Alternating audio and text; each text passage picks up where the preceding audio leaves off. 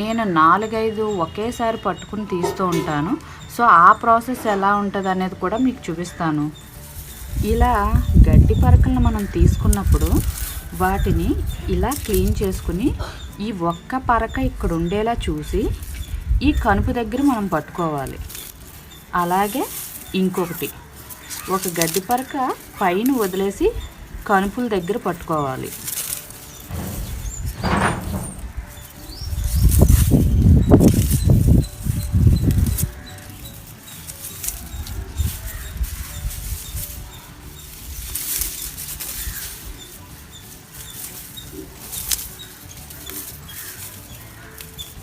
ఇలా 4-5 ఒకేసారి పట్టుకున్నా పర్వాలేదు. మీ స్టామినాకి తగ్గట్టుగా మీరు ఎలా అయినా పట్టుకోవచ్చు.